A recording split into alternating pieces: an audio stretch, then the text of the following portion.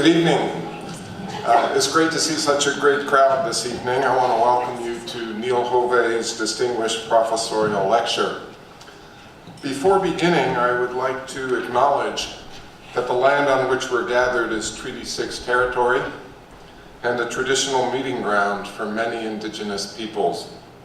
The territory on which the Augustana campus of the University of Alberta is located provided a traveling route and home to the Cree, Blackfoot, and Métis, as it did for the Nakota, Tsuut'ina, Chipewyan, and other indigenous peoples.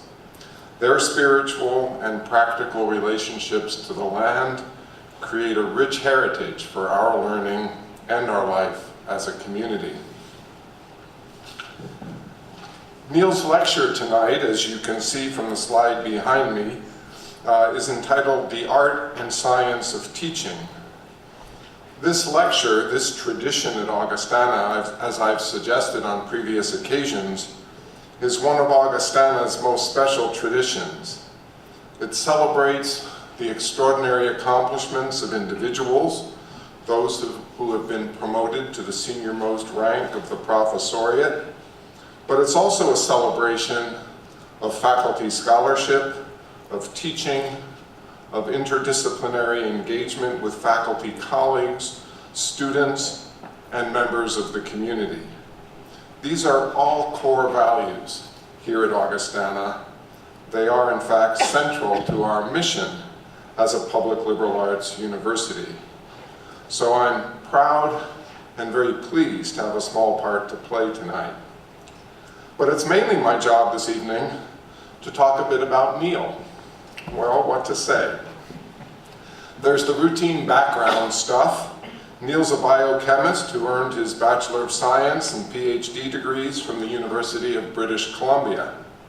He arrived at Augustana in 1990, was promoted to Associate Professor in 1996, and to Full Professor in 2016. He's a former Department Chair and Associate Dean of Teaching. Neil is also the recipient of a prestigious McCalla Professorship from the University of Alberta. He has served as the managing editor of CELT, Collected Essays on Learning and Teaching, sponsored by the Society for Teaching and Learning in Higher Education, and as a member of the Teaching Professor Conference Advisory Board. But these facts leave out everything that's important. Here's what's important. Neil is passionate about student learning and how pedagogical innovation can enhance learning. Over the years, he has had a particular interest in and provided leadership on projects related to the use of e-portfolios, team-based learning, and matters related to student metacognition. Recently, his expertise and capacity for leadership were recognized by the senior administration at the University of Alberta, who have asked Neil to serve a 2-year term as the Associate Director of the Center for Teaching and Learning. And tonight is the first that we are announcing that. This is a post that Neil will assume starting in January. But have no fear, Neil will still be engaged here at Augustana as a teacher, and he will utilize his position in CTL to promote new professional development initiatives, both on North Campus and here at Augustana.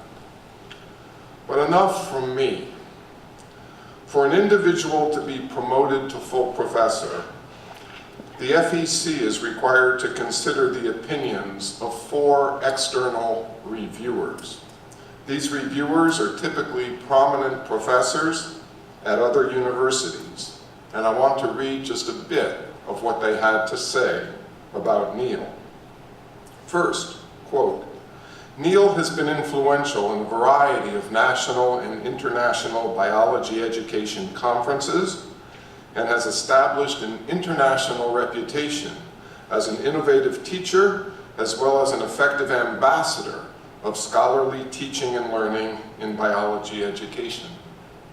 A second reviewer said, quote, academics today are paying much more attention to evidence-based pedagogical practice, the field has grown dramatically, so it is noteworthy that Neil's publications are being reposted to this growing audience of academics. He has helped us along by maintaining an active blog. Taken together, his work is gaining well-deserved international recognition. And the third reviewer said, Dr. Haave exemplifies the teacher-scholar model, and his teaching and research are two intertwined and mutually supported activities that exist in a productive, creative tension. So I think we're in for a real treat tonight, and it's my pleasure and my distinct honor to introduce a special colleague, Dr. Neil Haave.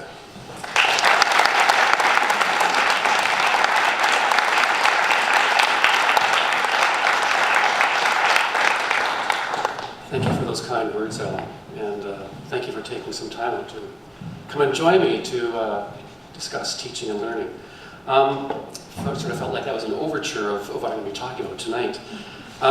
Before we get started, though, what I would like to do is I want to find out who's here in my audience, and we're going to do a little bit of active learning here. So you've got some QR codes in front of you there, those black squares. And if you notice, on each edge of the four sides of the page, there's an A, B, C, or D.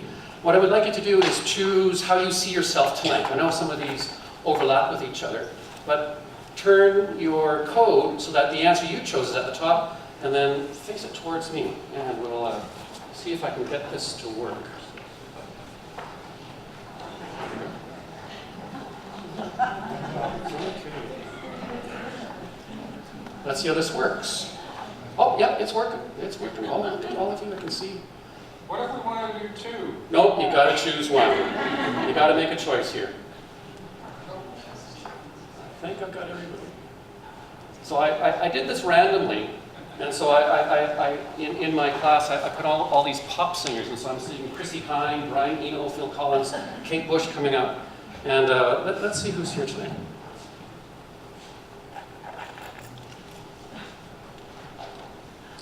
Okay. So it looks like we've got a number of people who see themselves as students, quite a number of teachers, those of you who see yourself as a coach, and a couple of parents too.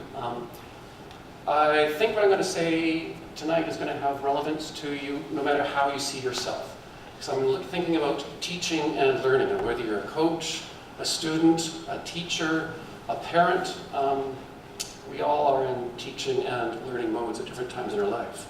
So what I want to talk about tonight is how I got to my understanding of teaching as being both an art and a science.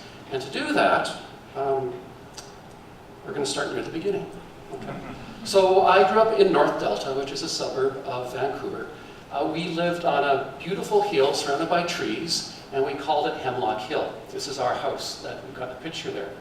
And it was built in the 1910s, really gorgeous house. My bedroom was up here behind the monkey tree. Gorgeous rhododendron down here, beautiful place.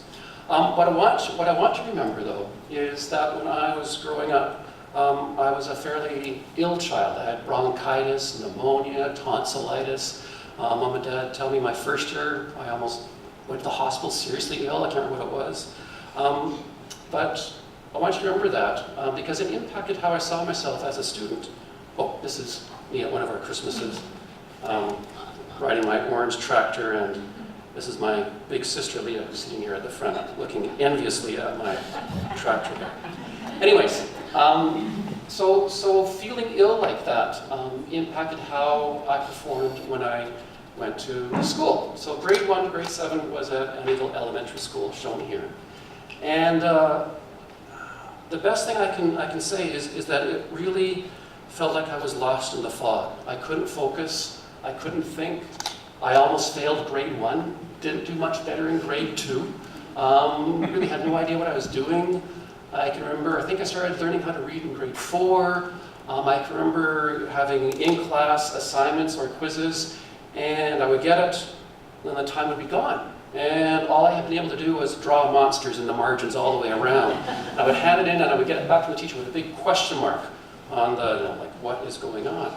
But as a result of that experience, grade 1 to grade 7, I always viewed myself as being the last person in the know. I was the slowest person. I didn't see myself as a very good learner. That changed when I went to junior secondary. In grade 8, my parents took me to see my Uncle John, who's a pediatrician, and he diagnosed me with a number of allergies. And so I went on a strict diet, dairy-free, glucose-free, other stuff. But anyways, it made a huge difference. And it really felt like I was waking up from the fog, and I was able to focus and do a little bit better. So that was really important for me to start learning how to learn. One thing that was really important here was my grade 8 science teacher, Mr. George. On the very first day of grade 8 science, he collected the class and we all gathered around a table.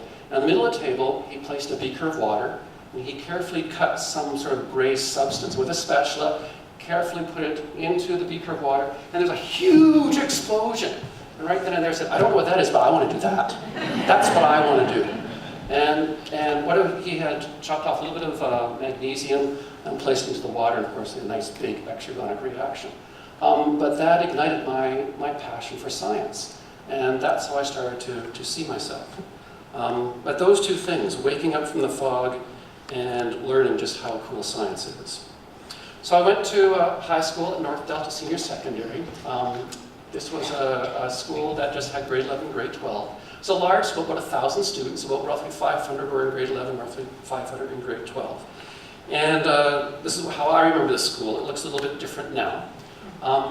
But I had a really significant learning experience in that school, and Lee and I were talking about this before class.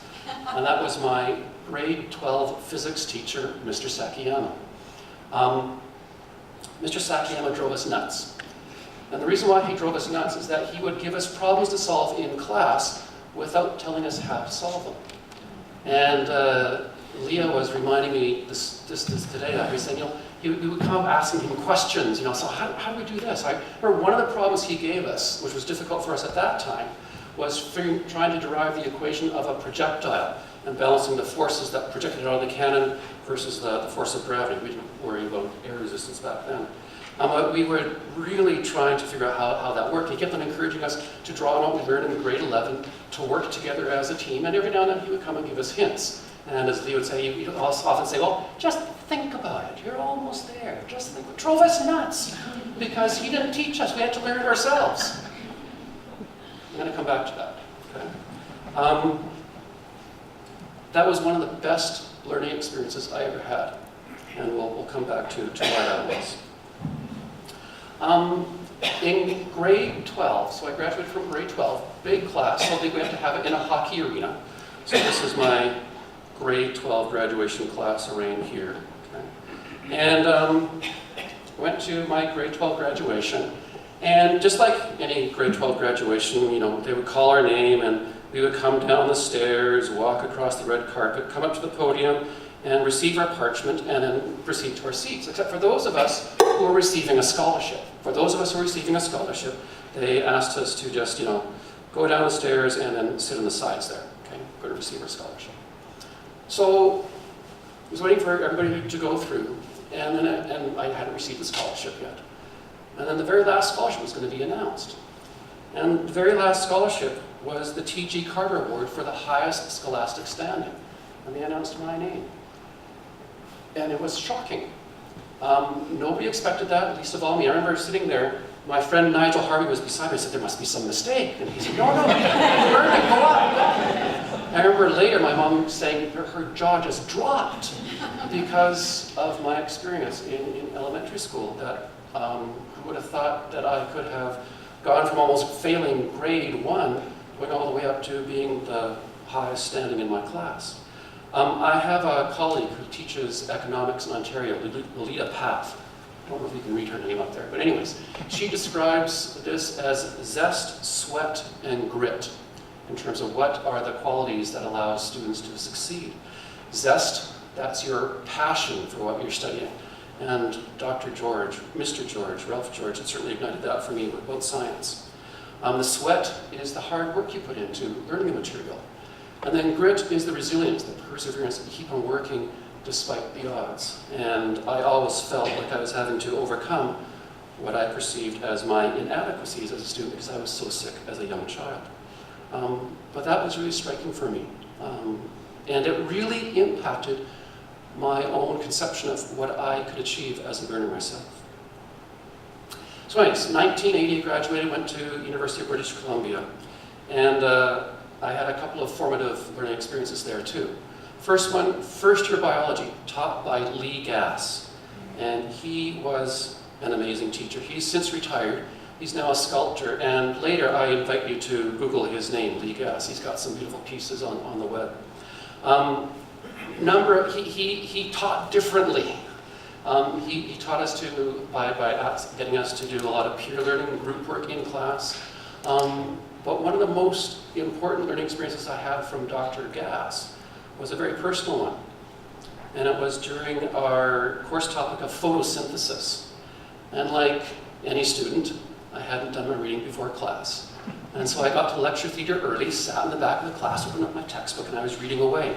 And I was really engrossed in what I was reading. The students were coming down, filling up the class. It was a large lecture theater. And then while I was, engrossed in reading what I was reading, I felt a tap on the back of my shoulder. And I looked up, and there was Dr. Gass peering over my shoulder and just saying, I couldn't help but just watch you, seeing you do your studying. And he asked, so you've been poring over this for the last 5 minutes or so. Could you just look on the page and tell me what you think is important in terms of what you read?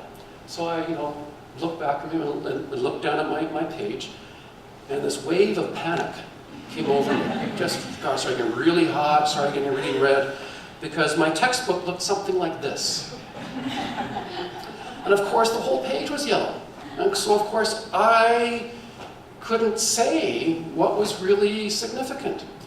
And so what Lee Gass did is he walked to the back of the lecture theater and picked up a wastebasket and came to me and asked for my yellow highlighter, to put it into my yellow highlighter, to put my yellow highlighter in there. And so I, dutifully did that. And he then said, okay, suggestion for you, instead of reading and studying with the yellow highlighter, he said, pick up a pencil instead. And as you're reading, write in the margins of the textbook. And use a pencil, because when you go back and read it again, you might read it differently. You might think differently, so you're going to want to erase it. Really important for me to hear, because that, a much better study approach than highlighting everything. So if you're a student, don't do that. I took a pause from my career at UBC, came here to Augustana, back then it was called Camrose Lutheran College, and had some wonderful teachers. Doc Larson taught me invertebrates, John Olson, Henry Carter taught me chemistry, had Harry Press for restoration literature, Orlando Olson taught me linear algebra. So really good learning experiences, but what was really important for me at that time, which is one of the things that makes Augustana really special, was the experience I had in my residence hall. I had a room in Markin Hall, over in the ravine, and what was really important for me there was, I don't know if you've had this experience, but you go away and you're able to be in a place where there's no presuppositions, and you're able to become who you think you are and who you are. And what Camrose Lutheran College did back then, and Augustana still does now, is it is welcoming you to be whoever you want to be. This is a picture taken from there. This is me trying to grow a beard back then. This is my cousin Christopher, who was my roommate, and then down here is Duncan Headley. We were posing for our album cover shot that just never took off. But I'm curious now. Okay, so I've given you a couple of my learning experiences. I'd like to hear about yours. You've got some paper and pencils in front of you. One of the things I've learned about teaching is that it's really good to write something down to just help you focus your attention. So take a few seconds and just write down a couple of words or phrases that might describe your best or your worst learning experience. We'll take a minute or so to do that, and then when you're done, just turn to the person beside you and tell them about your best or worst learning experience.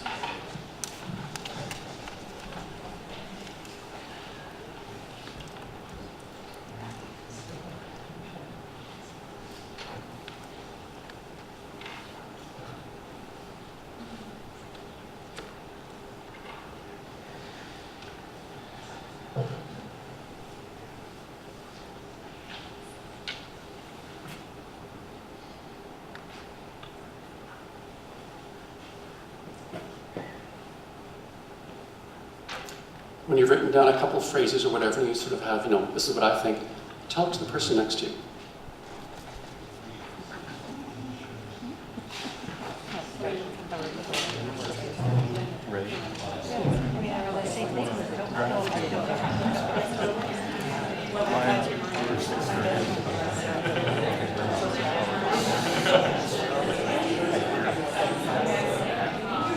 A lot of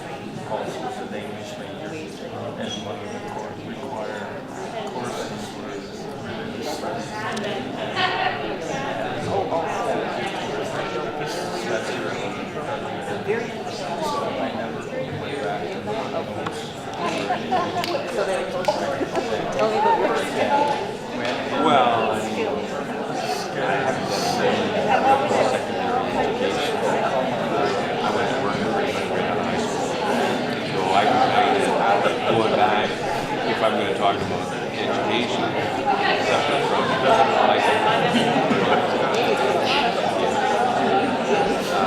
I remember grade 11 figuring out physics when I could. This is always the hard part as a teacher. You have to intervene when people are discussing.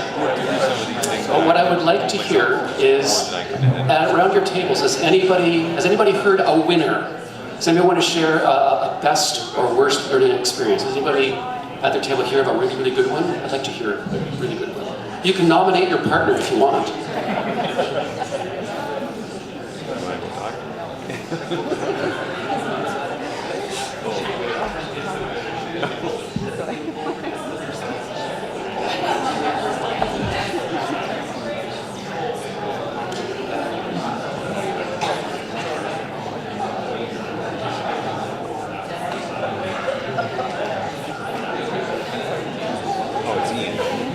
Okay, seeing no hands.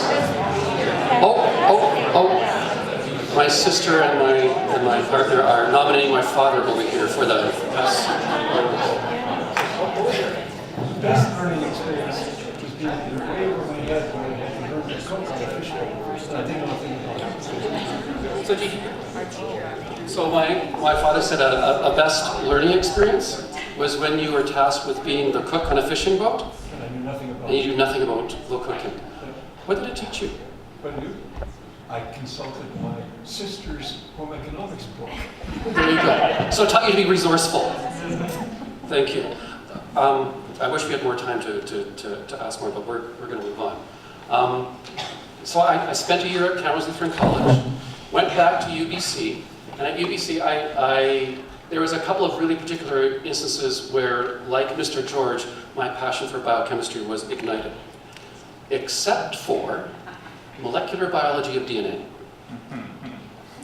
So when I was in this third year biochemistry class, instructor to teach molecular biology of DNA told us that he had prepared a set of handouts and it was available in the bookstore for us to purchase. He said, so please go and purchase that and bring it to class and we'll use those in class. So we were really excited. He's prepared something personal for us. This is great. So he went to the bookstore, brought our things, and the first day of class we were just there ready and waiting, just really excited. And then the lecture started, and he put the overhead on top of the overhead projector. So we had transparencies back then, not video projectors. And the transparency was a photocopy of the first page in our overhead. Then he proceeded to read on the overhead what we could read for ourselves on the handout. And then he took that transparency, put the next one up, we turned the page, and he proceeded to read on the transparency what we could read for ourselves. Third page, fourth page. 4 weeks like that. Molecular biology of DNA. Worst learning experience ever. Okay? Incredibly passive, unengaging, and didn't really allow us to think about what was going on. Certainly taught me how I wasn't going to teach. And I still have issues with DNA today. Just something around that time, Ian may recognize this, my brother's over here. The big hair, this is the 80s. We were entered into an air band contest. We were doing Let the Tape Keep It Rolling by Larry Norman.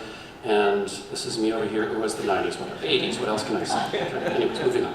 So I graduated with my bachelor's degree, went into Department of Pathology for my PhD, worked at the research center at Children's Hospital in Vancouver. And what was really important there, that all of you who have gone to graduate school, is that it's just an extension of finishing off of preparing us to be independent learners. Because what I like to say is that the ultimate independent learner, of course, is a researcher. Because as a researcher, we go out and find the solutions to problems, and if the data isn't there, we collect the data and we make the knowledge ourselves to solve that problem. So that's why I always say that an ultimate independent learner is a researcher. We don't know, we go and figure it out. In 1990, then academic dean Chet Olson invited me to apply to Kamloops Lutheran University College to be the biochemist here. And I was so excited because I had such a good experience here, I really wanted to teach here too. So I was hired as the biochemist here at Augustana. And for the next few years, I really started thinking, well, you know, what's teaching? How do we learn? What do my students need to know? What do students need to do when they finish? And one of the most formative teaching experiences I had was in 93 or 94, I got the opportunity to team teach an interdisciplinary studies course on science and society called the Scientific Traditions. And I taught it with a sociologist by the name of Dr. Scott Grills, who now works at Brandon University.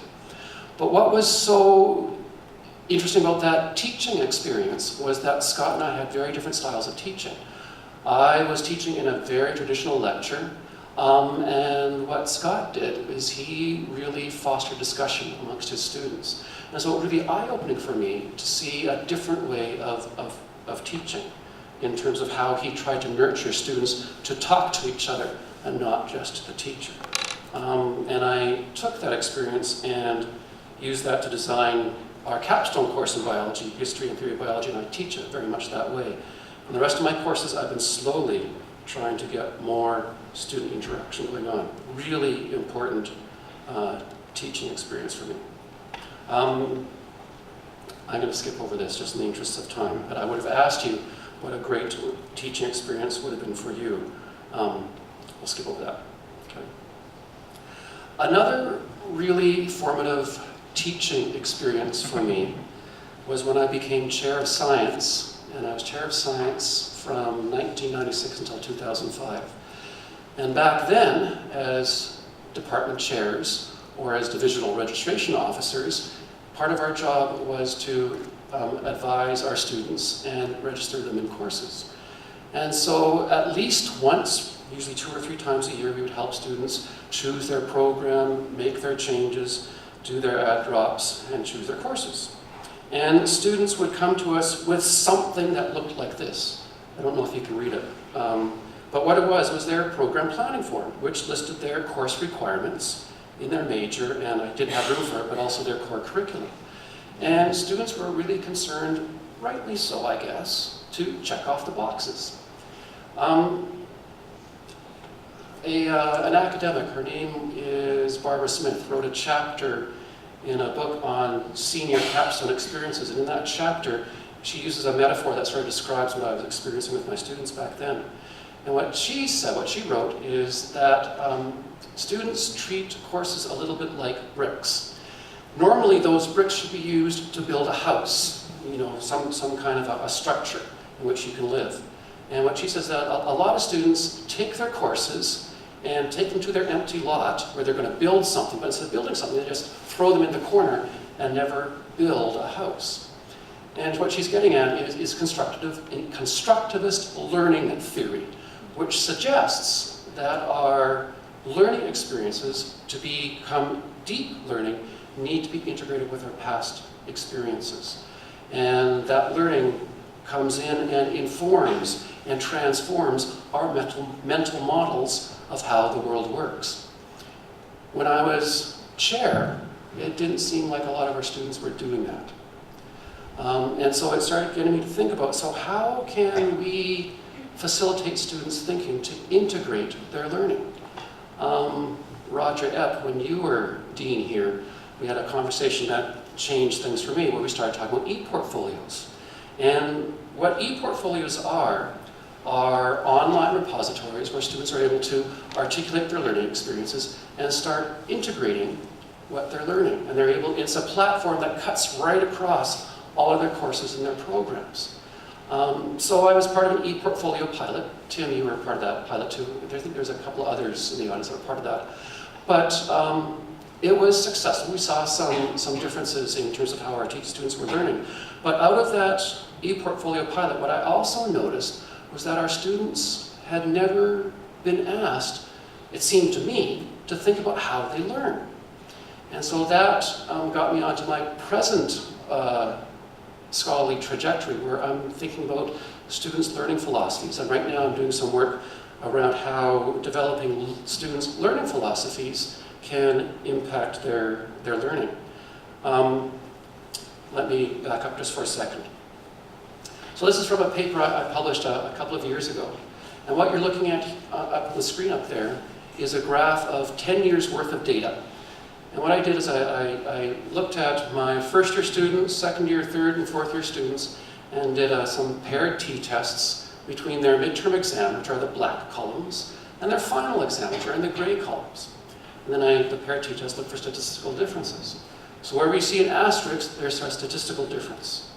So the answer is there up at the top of the screen. So what does it show? Final exam suck. Yes. Wouldn't go quite that far, but there is definitely a trend that students tend to perform more poorly on their final versus their midterm exam. Now, as an educator, this causes me some consternation, because you would hope that over the course of the term, that student learning would increase. And there's a few reasons why this might be going on. The final exam is comprehensive.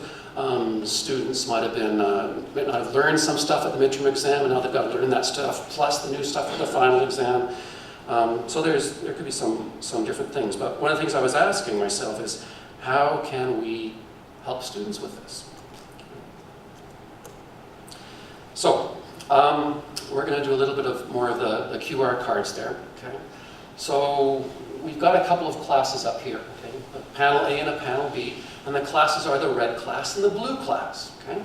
Now, on your left-hand side, you can see failure rates, and on your right-hand side, you can see how much they're learning. Now, we're going to do this a little bit differently this time. For each table, I want you to hold up one card. So your table has to decide which combination you want. Do you want to be in all the blue classes, all the red classes, or a combination? And we'll pull that. So, discuss.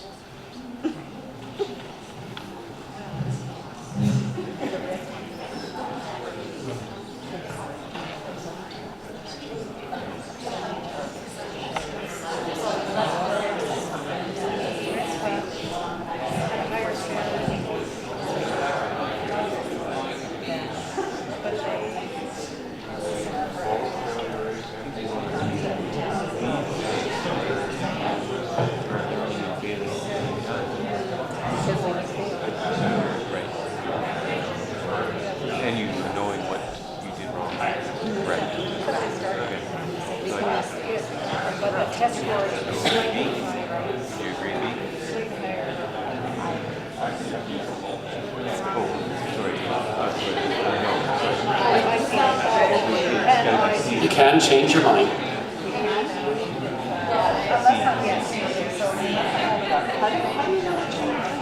Hold your cards up. Oh, the C, look. How do you see? Hold up, hold up.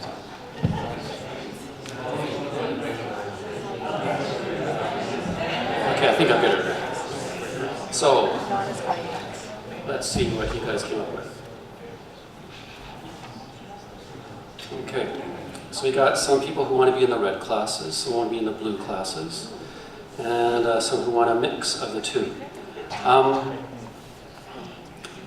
Those of you who chose the blue class, put up your hands, team. And so why did you guys choose the blue class? We don't want to fail and we get higher test scores. Yeah, okay. So if you look at this, let me switch this around here.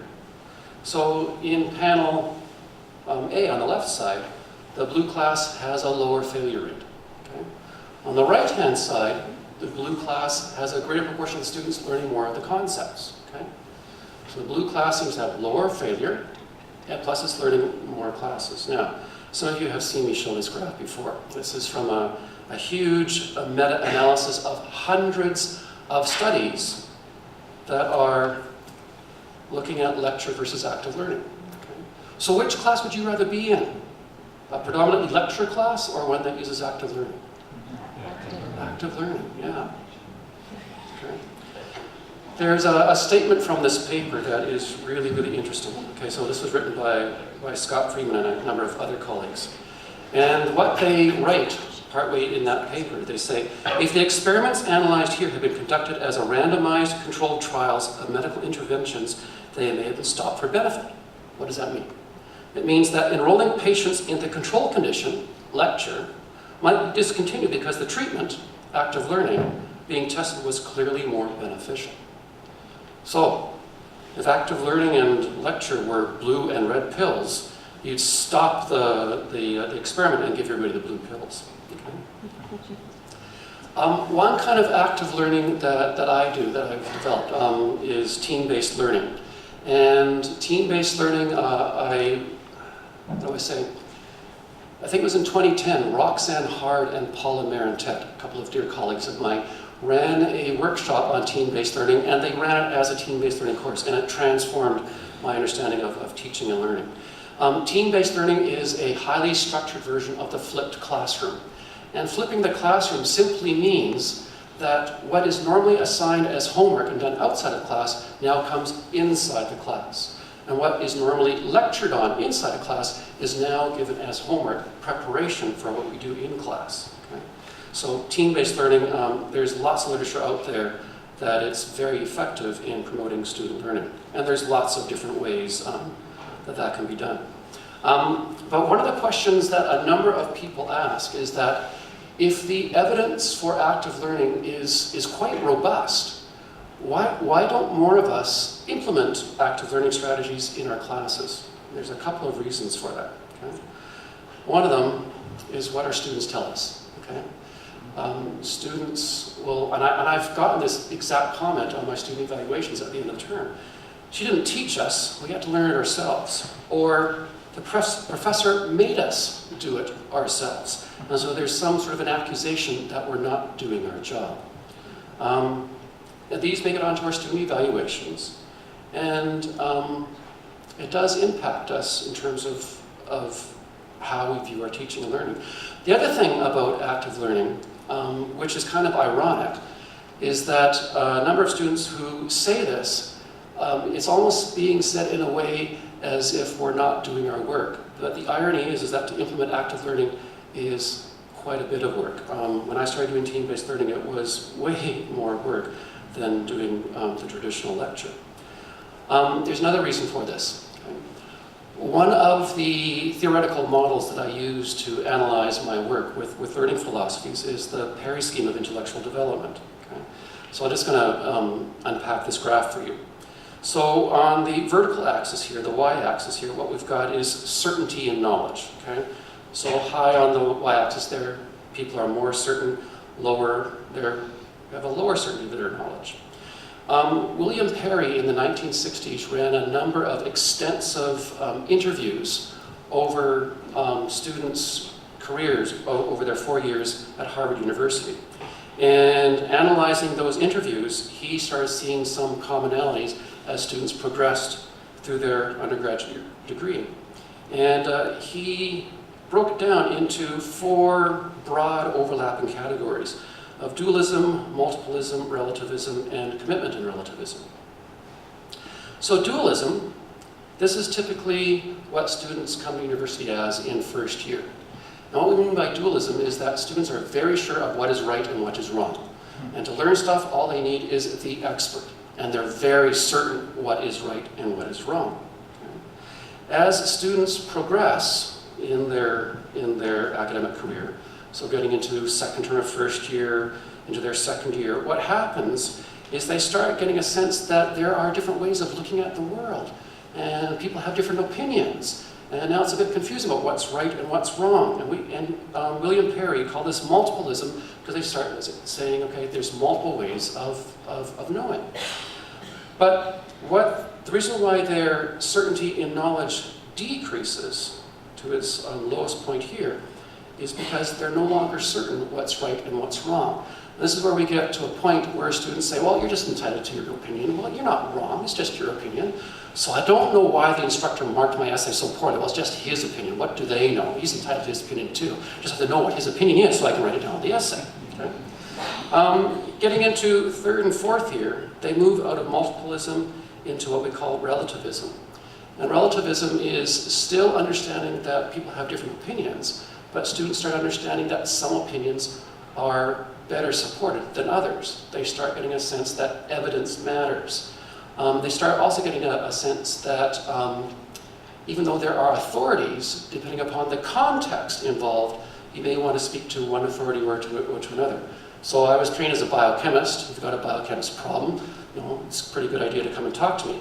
If you've got an issue in psychology, maybe you want to go and talk to one of our psychologists instead. But they start getting a sense that context matters. There are opinions, but I should be trying to figure out, okay, which opinion is better supported. Commitment in relativism is an extension of relativism where people start feeling comfortable about where they are, what sort of opinions and positions they're comfortable with.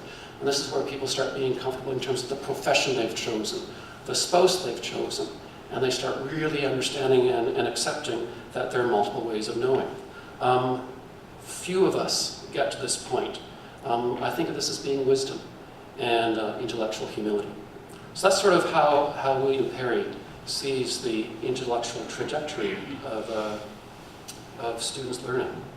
So how does this match with what I was talking in terms of student resistance? So this is from a paper that was published in 1991 by Gerald Groh. And he wrote this paper in response to where he had a really eye-opening experience too about how great active learning can be. And then when he went and implemented it in his classrooms, there was huge student resistance. And he was trying to figure out, so what's going on? Clearly this is a better way of learning, but the students aren't there. And so in his analysis, what he said is that you've got to be really careful to match the instructor style with where students are in their intellectual development. So let's unpack this graph here. So on the y-axis here, what we've got are different characteristics of students. So S1, S for students, so S1, S2, S3, S4.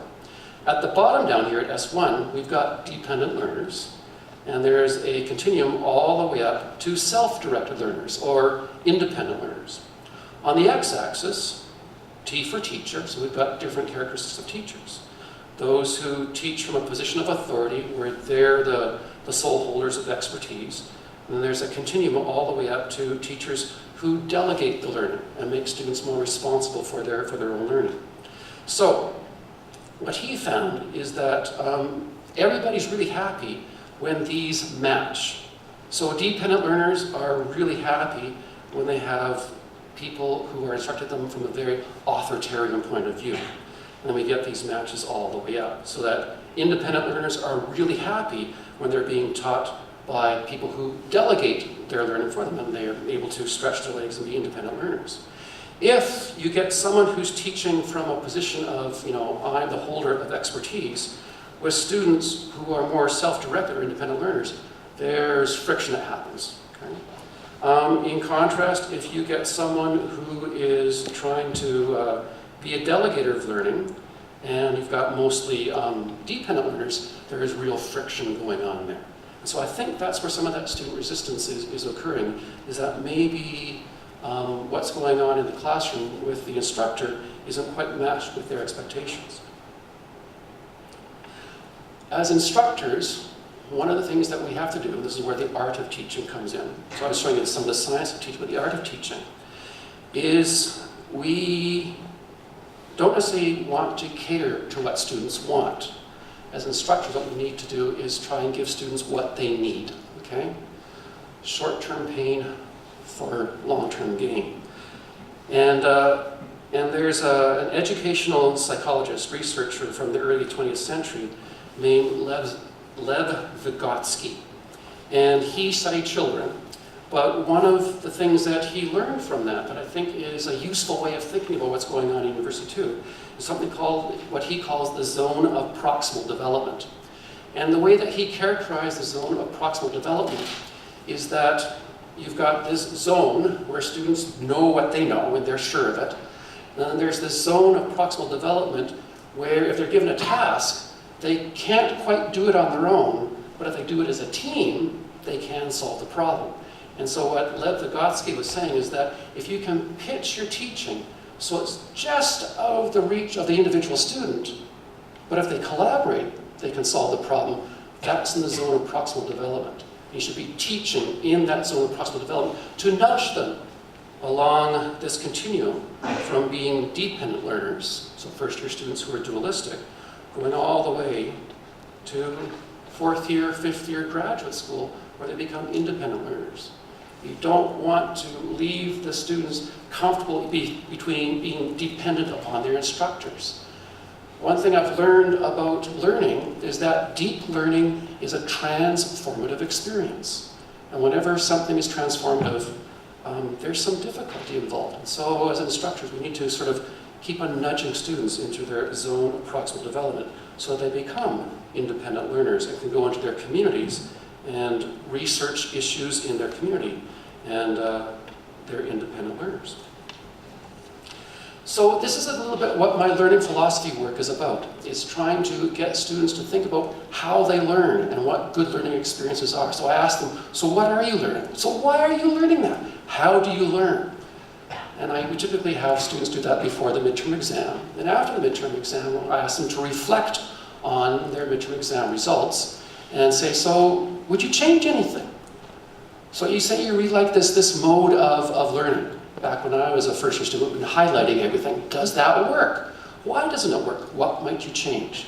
Mary Ellen Weimer is the editor of the Teaching Professor newsletter, and she's been really helpful in getting me to think about this. Roxanne Hart, thank you for all the conversations you and I have had around this too. And of course my carpool of James and Brian and Doris, we had lots of good conversations about this. A little bit of data here. I think I've got time to show you some data, to show you that engaging students in how they think can make a difference. So this is some initial data that Kelly and I have been working on. We're just about to submit this for publication next week. So let me unpack this, okay? So what we've got here on the y-axis is basically CCI stands for Cognitive Complexity Index. And it's a result of students filling out a survey that sort of matched to the Parry Scheme of intellectual development. So all you need to know is that this y-axis is sort of a proxy for a measure of students' intellectual development. Okay, and we gave this survey as a pre and a post test. So we gave the survey at the very first week of classes, then gave the survey again in the very last week of classes. We've got two groups of students here, okay? So we've got one group of students who are lower control. They didn't do a learning and philosophy assignment, versus students who did engage in that learning philosophy assignment. So the asterisks indicate a significant difference. And so the way that Kelly and I are interpreting this is that it looks like the learning philosophy rescued students from a decrease in their intellectual development. Pause there for a second. So that's interesting, hey? First year, first term seems to be harming students' intellectual development. That's weird, okay? And we can talk about that later if you wish. We did this also in a second-year class, second-year biochemistry. So they're a little bit different in their intellectual trajectory. And so we did the same thing where we were looking at cognitive complexity, so the control group and their learning philosophy group. This time, there was no change in the intellectual development, but those who did learning philosophy, there's a significant increase in their intellectual development. That's a good thing. We also looked at their exam marks. And those who didn't do the learning and philosophy assignment, we saw this that I've seen before, and I showed you the graph here, where they did poorer on the final exam than they did on the midterm. Those who did the learning philosophy assignment, the learning philosophy assignment seemed to rescue them from this typical poor result on their final exam. So it looks like having students engage in developing their own learning philosophy to think about how they learn and what's the evidence for why they learn that way seems to be nudging them along in terms of their intellectual development. We've got more data, but don't have time to show that now. But one of the questions I have then is what can we as teachers do to aid student learning? Here's a great quote by Nobel laureate Herbert Simon. He died at the turn of the century. And what he says is learning results from what the student does and thinks, and only from what the student does and thinks. The teacher can advance learning only by influencing what the student does to learn. Bottom line is, we can't do students' learning for them. They've got to get into the trenches and do the hard, difficult work of learning. And so one of the things at university we have to do is teach students how to learn. I don't know if you know, most of you probably know, Augustana is doing this new 3-11 term where they do an initial 3-week term and then they follow that up with 11 weeks with 4 courses. And one of the things that I'm so pleased with that we're doing, and I have yet to engage in this, I hope to be able to participate in a couple of years, is something called the First Year Seminar Experience. And the reason why I'm so supportive of this initiative at Augustana is that I think that First Year Seminar Experience is going to help students understand what learning is and how to learn. I want to leave you with this image here. In 2005, my family, Doris, Ellen, and I, got to spend 4 months in Costa Rica. And Doris, Dr. O'Day, my partner in life, every other year she takes a group of students down to Costa Rica to do field studies in tropical biodiversity. And she is meticulous in preparing students for the learning environment that's down there. Basically, they're in a living laboratory, we've used that term here at Augustana before, of biodiversity. And when students get down there, the questions just come. And of course, what Doris and Doc, when you were down there too, teaching with her, they facilitate students' questions. And I love this picture. With our daughter walking along hand in hand with Doris. And typically what was going on back then is Hélène would start her question with, "Maman?" And Doris would reply, "Oui, chaton." And it's sort of analogous to what we do with our students. "Professor, how does this work?" "Well, I don't know. Let's walk along this path of learning and find out together." Thank you so much.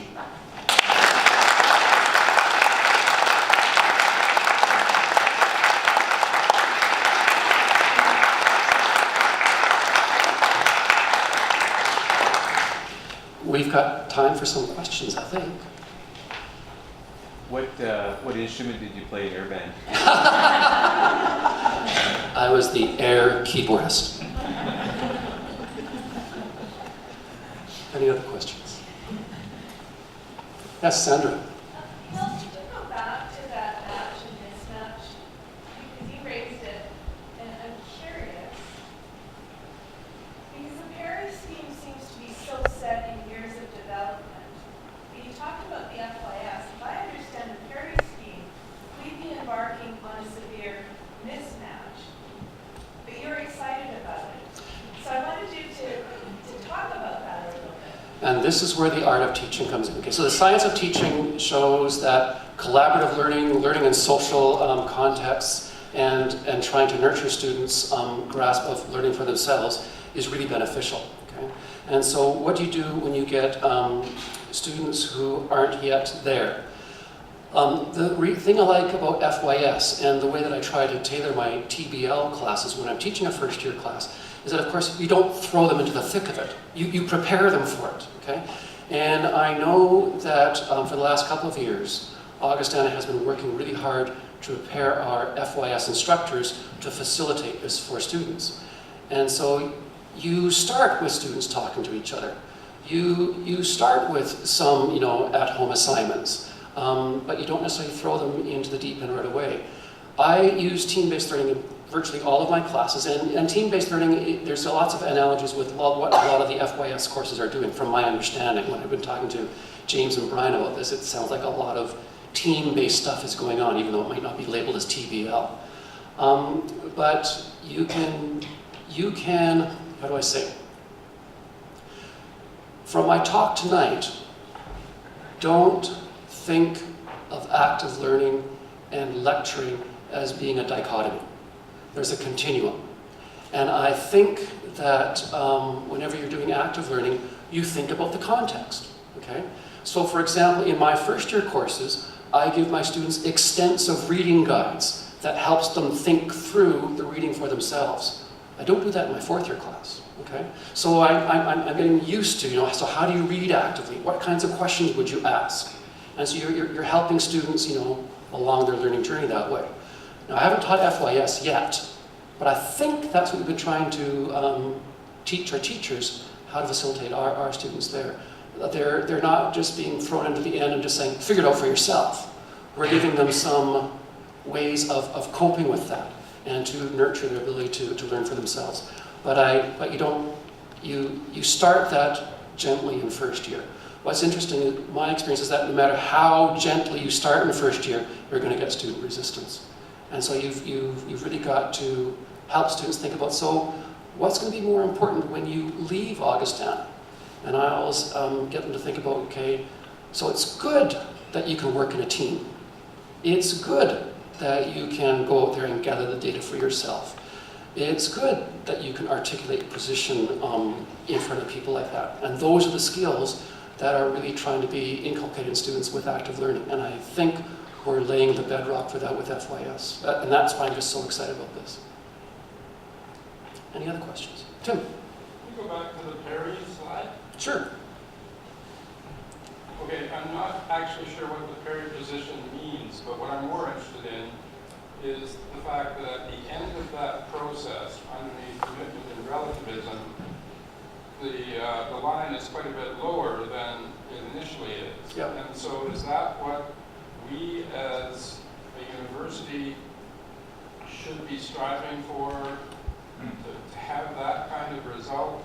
And the second part of that question is, do the students have any idea that that's where they are? One of the things to remember, and I didn't say this, so it gives me a chance to clarify this. With the Parry Scheme, it's not a relentless progression forward, okay? You can cycle through this. And what people have found is that if you're thrown into a new learning environment, you might revert right back to a dualistic stage when you're learning something new. And then as you learn it, you become more nuanced and more wise about what you're learning. I think the way that I interpret this lower point of certainty and knowledge is that I interpret it as being intellectual humility, in that you acknowledge that you don't know everything. First year students think they know everything, okay? This is right, this is wrong, end of the conversation. Over here, it's more nuanced. You might have some things that make sense or don't make sense. We'll have a conversation about this and try to reach a truth together in this particular context. I think that's what's going on there. At least that's how I interpret it. But I'm wondering if the students see the value of that. I don't know. In university, they're typically, according to Parry Henry's, they're typically leaving around here about 5 or 6. Wisdom usually doesn't happen until they've had a few years in the profession, graduate school, that sort of thing. And like I was saying, few of us are truly wise. I don't know if students realize this. I suspect, Tim, that you have probably seen something like this with some of your students. If you compare a first-year student to a fourth-year student, I know I have.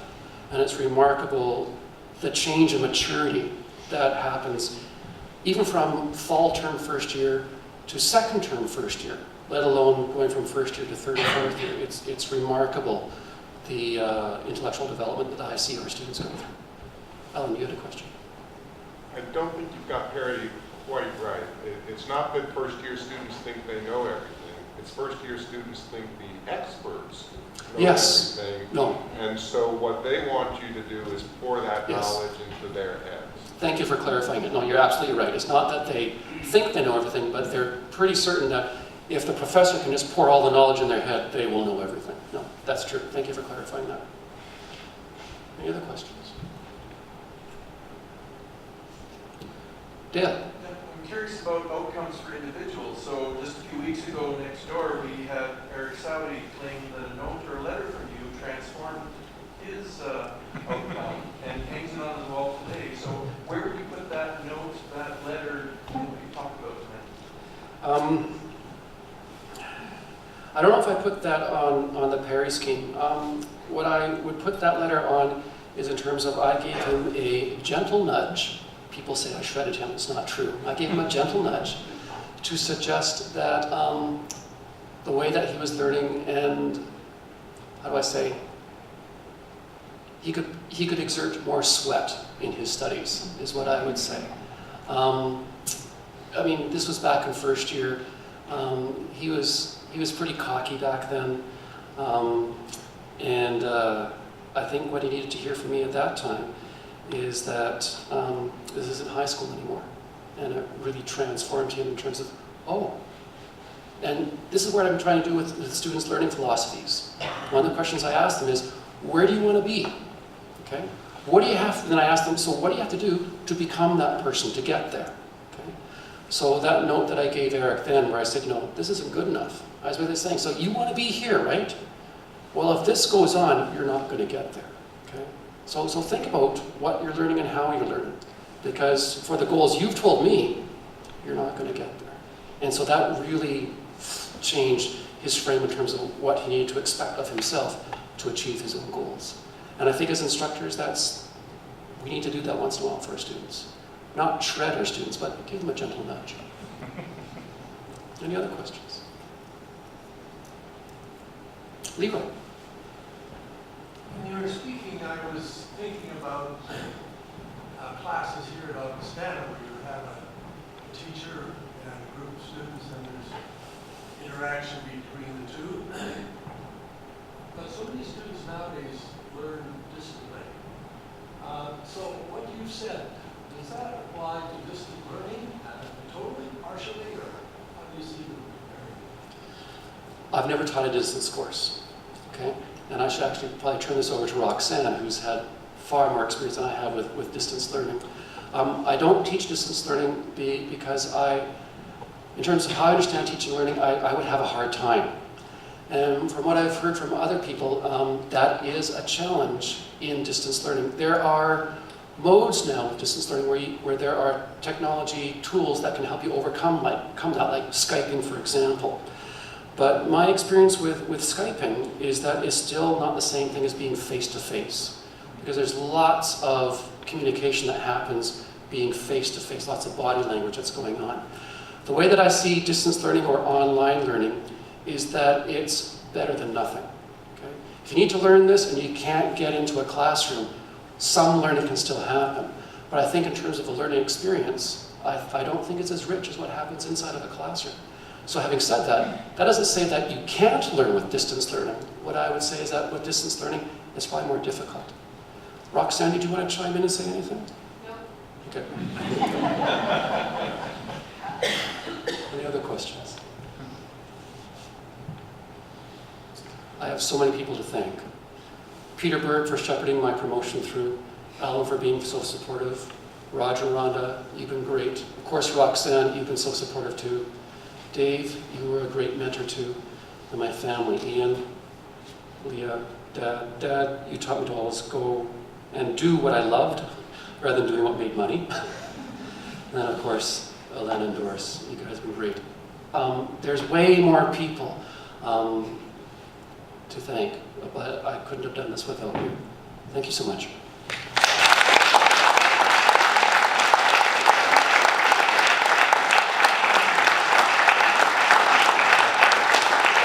I think there are libations and snacks at the door there, so feel free.